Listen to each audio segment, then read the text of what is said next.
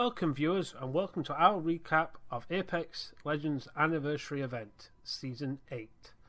But before we look at the event and the season and the cost of the skins, or I share my thoughts on them, I want to say my Apex Legends experience dates back to day one. I have played on all the three major platforms being Xbox, PlayStation and PC. So I do have a range of experience with this game, even though it doesn't look like it from my current PC level. Enough of that, let's get back to our recap of the events and the current state of Apex Season 8.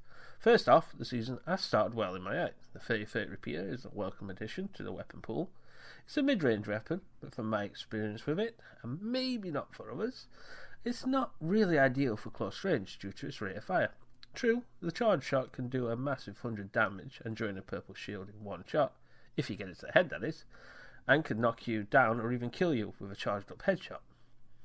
But in the close range scenario, the damage ranges between 57 to 32. It's not highly recommended, but the choice is up to you.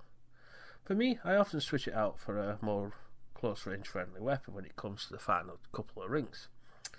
For like a Vault, Alternator, Prowler, depends on what I can find. And if you're lucky, a nice shotgun. Peacekeeper, yeah. Shotgun wise, Mastiff has been given some kind of secret buff. It is getting very, very popular in the Apex games right now, and I can see why. It is nice to see an OG care package weapon get this kind of love, and I applaud it for that. Okay, so let's talk about Wraith's hitbox change. For someone who has a hatred for that legend, I can see how the new hitbox has helped people combat them. True, there are some skilled Wraith players that can still hand you your ass, and rightfully so.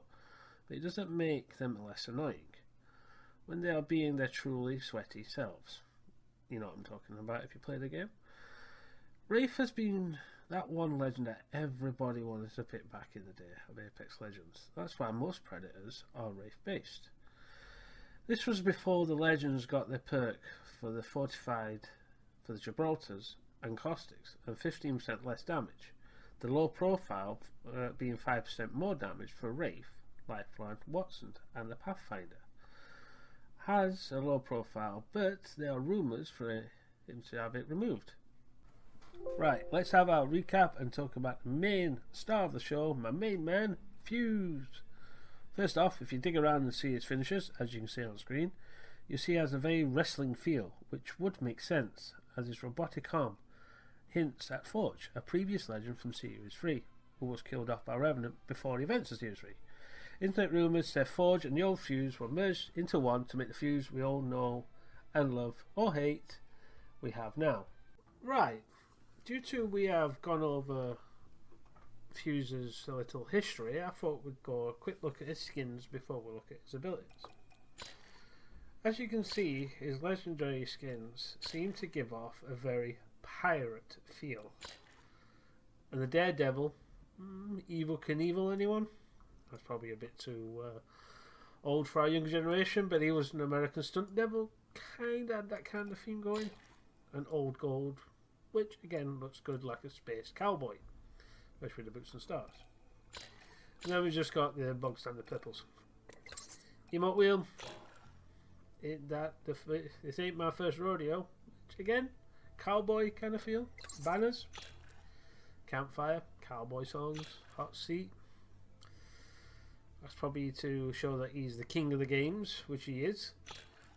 With a bang, showing him building his little artillery piece, his shells, welded shut. Obviously, he's a skilled welder. And chicken dinner. Winner, winner, chicken dinner, anyone? Right, we'll go back to his abilities now. As you can see, Fuse has a tactical grenade cluster. A large cluster bomb that consistently expels airburst explosives on impact. Right? So it's pretty good for controlling a ground target. So if you down somebody, fire that at them will prevent somebody coming to revive them, which is always a good thing, or hopefully kill them outright. It can also be used to break open doors, disable and destroy traps, black market totems in one go.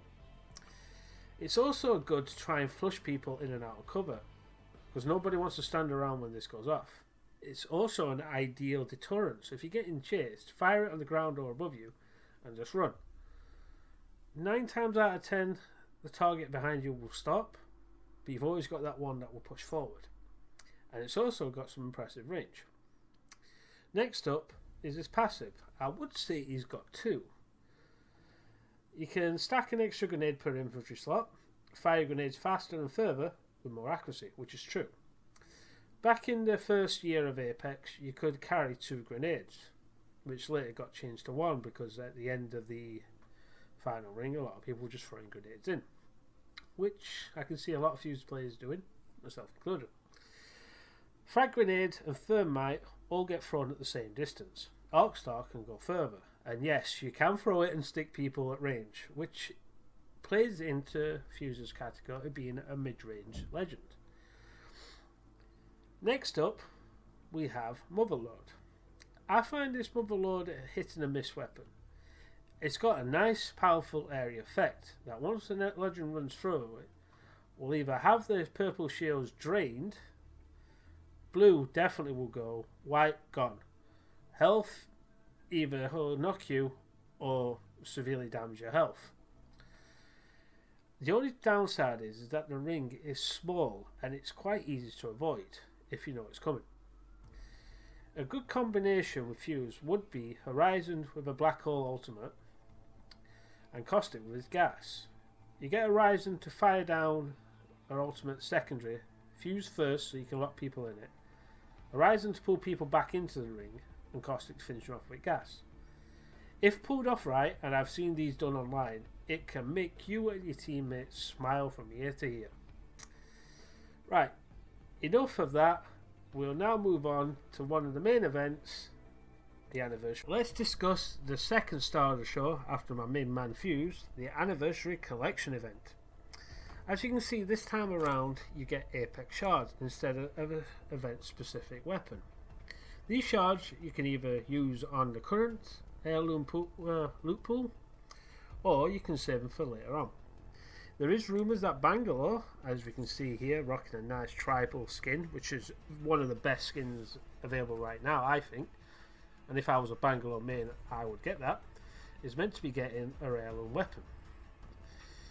Will I spend 1800 Apex coins? No, I will not.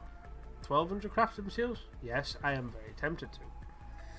But let's discuss what you get for the purple skins. As you can see, purple skins are pretty much a reskins of blue, just with like an added effect, like running wavy colours. Is it worth 1000 Apex coins? No. 400 crafting materials? Yes. And some of these don't even have a running theme.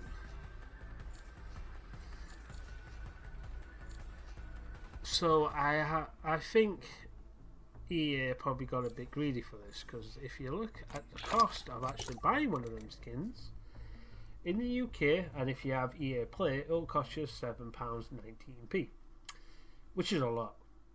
And for our American brethren, it looks like it would cost you what, $8-9 for a purple skin. That is a lot. You would have thought, being that it's Apex second anniversary, they would have done a bit of reduction on the costs. But this is the year we're talking about. Right. Let's go and look at the challenges. Challenges these times are going on for a good while, 11 weeks right now. Should be able to knock out 75 dailies very easily, even if you're not too skilled. Respect your elders, that is a little nog and Easter egg to Titanfall 1 that came out as a launch title for the Xbox One. Staying alive, win with 8 different legends.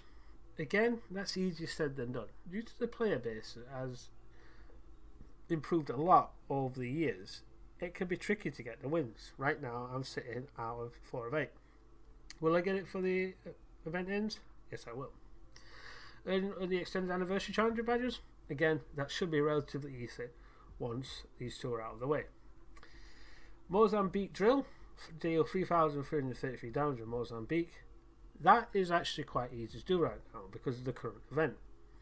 Right now, when you play, you drop with a semi-kitted out Mozambique, a level 1 shield, with 2 shield bars, 2 shield cells, and 2 medipacks. So you can hit the ground fighting.